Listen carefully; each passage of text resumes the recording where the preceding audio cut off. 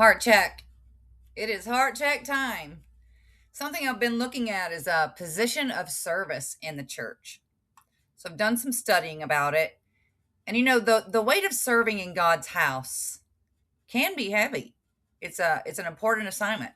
Serving in church is not simply a volunteer or extracurricular activity. It's just that, a holy assignment.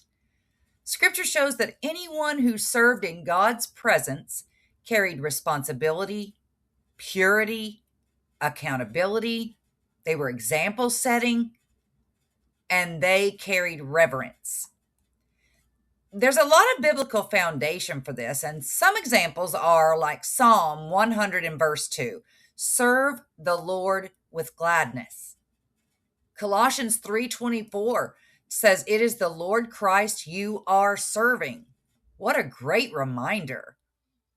And in 1 Corinthians 4:2, it says that it's required in stewards that we be found faithful. Serving is not about filling a spot. It's about representing the King. And there are standards for those who serve. God has always required higher standards for those who minister before him. The Old Testament pattern showed that priests and servants in the temple, they had specific garments, specific behaviors, specific attitudes, and they had specific preparation. And not because God cared about clothes, but he cared about reverence. Exodus 28:2, it even says, make sacred garments to give them dignity and honor. So like putting on your Sunday best when you go to church. The New Testament pattern, however, it tells us that leaders and servants must be sober-minded, respectable, faithful, above reproach, and self-controlled. If you read through 1 Timothy chapter 3, verses 1 through 13, that explains exactly how someone should behave to be a servant in the temple or the church. In Titus chapter 2, verses 7 through 8, it tells us to be a good model for others.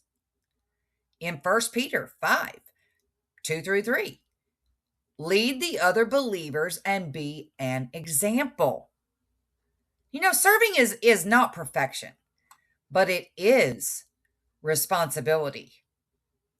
The example we set for others is important because everyone serving becomes a living sermon. People watch how you speak, how you carry yourself, how you treat others, how you dress, how you respond, and how you worship.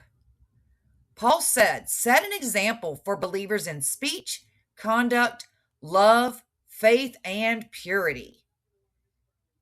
And in 1 Corinthians 11:1, it says, follow me as I follow Christ.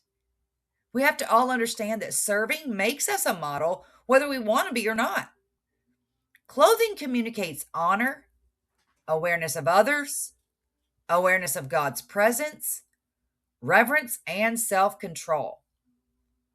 There are biblical principles that tell us what to do. In 1 Timothy 2:9, it says, dress modestly, with decency and propriety, what is proper for those who profess godliness. And do not let your freedom become a stumbling block to others. That's 1 Corinthians 8 and 9, or chapter 8, verse 9. Serving raises the standard. When you serve, you're representing Christ.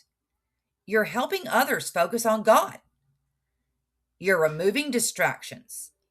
You're on display. You're modeling holiness. Our clothing becomes part of our ministry.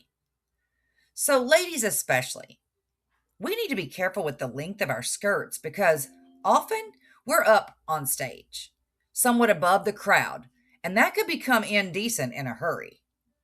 We should not be wearing tight-fitting clothing that accentuates the outline of our figures, such as our breasts. We should not be wearing off-shoulder tops or low-cut, cleavage-bearing blouses. This can cause someone to look in lust. It can cause some people to get distracted in other ways.